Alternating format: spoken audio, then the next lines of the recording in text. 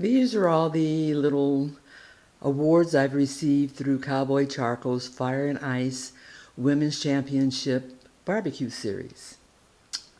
In 2016, I was fortunate enough to take the second place overall or reserve grand championship in the series out of 10 other lady pitmasters. In 2017, I did not compete, and the reason for that being that I did qualify, and I qualified to be in the top 10 to do that competition. I was all ready, set, everything in order, and then all of my travel plans fell through. I was going to drive, we were going to drive the trailer cross country from San Diego, California to Orange Beach, and I didn't have a driver, so therefore I had to bow out of the 2017 competition.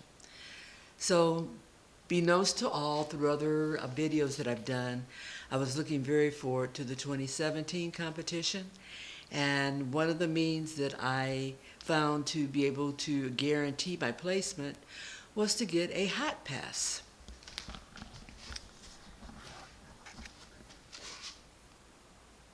In the hot pass, I won in Petaluma, California at a barbecue competition, Wine Country Q. And I have another video which goes into why it was important for me to win that hot pass. And I'll put a link in this one so you can go back to that one and look. It's a rant I did about the whole process. But anyway, I did get the hot pass. Unbeknownst to me and the way it turned out, I came in number 5 overall in the, what do you call it? Unbeknownst to me at that time of the year, I did qualify to be in the top 5 to be able to go on to the World Food Championship in addition to obtaining the hot pass winner. So I qualified 2 ways for this competition. So how did I do overall? Overall, in the Cowboy Charcoal Fire and Ice Women's Championship Barbecue Series, I came in 4th place out of 10. A little disappointed because, of course, when you go into competitions, you always want to be number 1. That came with a $1,500 prize, which was $1,000 to be spent at a jewelry store, Manning Jewelers, there in Foley, Alabama, in addition to a $500 cash prize.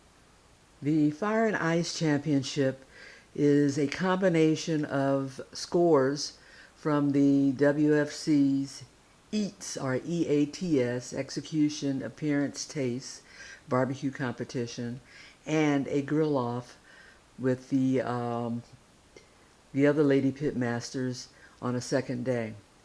In the barbecue portion of it, there was some little differences, and I'll tell you all about those. So the barbecue portion of the World Food Championship was done under a EATS, EATS, which is Execution, Appearance, Taste, Judge methodology. A lot different from doing a KCBS contest.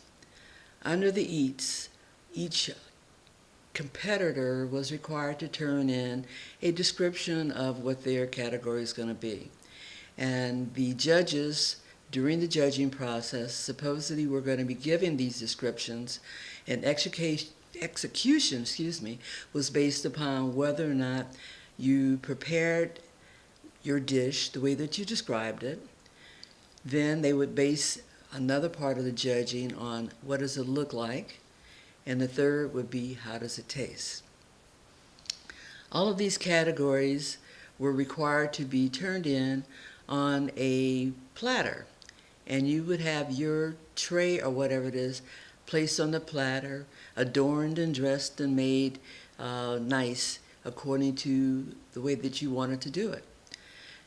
Doing this type of garnish is fun, but it's demanding. It takes a lot of planning and a lot of time. We had an hour and a half between turn-ins, which seemed like a long time at first. But when you start playing with these platters, trying to lay out everything to be nice and pretty and to present your food well, the time just goes right by. Anyway, examples of my turn-ins were here, and I have my ribs, pork, and brisket. One of the things that we barbecuers tend to do is we tend to look at things the way that we're most familiar with. So for example, I'm familiar with the KCBS turn-ins. So when you tell me ribs, I'm thinking pork ribs, or maybe even pork baby back ribs. However, during this competition, some people turned in pork, which included pork belly, which could also include suckling pigs or any other part of the pig that you want. It was just required that it be pork. Somehow or other in my head it stuck that it should be pork shoulder or pork butt. And part of that also comes because during one of the Fire and Ice phone chats, we were all on the phone with, I think it was Suzanne Clark, and she mentioned during that phone conference that the pork was pork shoulder, pork butt. So that stuck in all of our heads. And there was nothing in the rules or regulations that said that. It was just that verbal communication during that chat. So therefore, a lot of the other competitors who were not Fire and Ice went with it and did some exotic pork type turn-ins, which were fantastic. Brisket turn-in, I probably cooked one of the best briskets that I've cooked all year.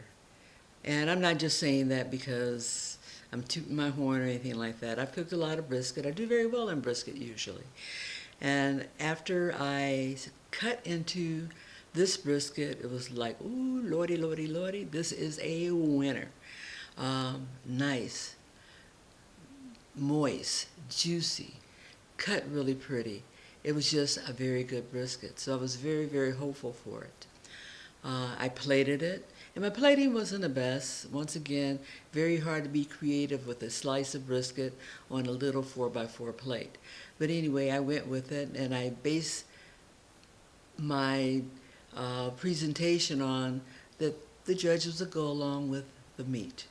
Anyway, long story short, my brisket didn't do very well at all and actually brought down my overall Eats barbecue score.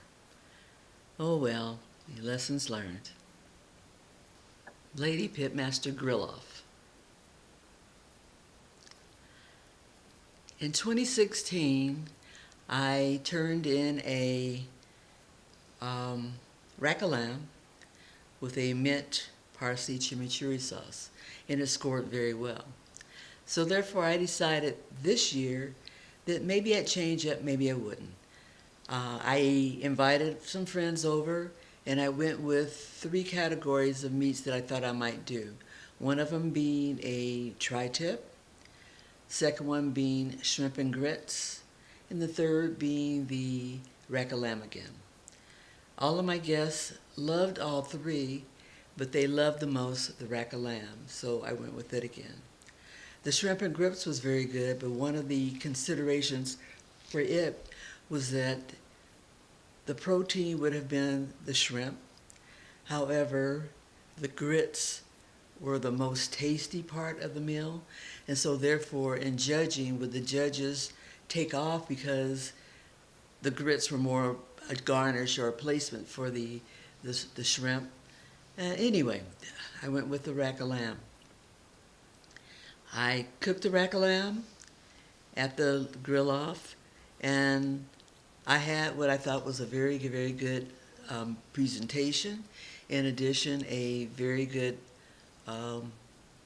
contender.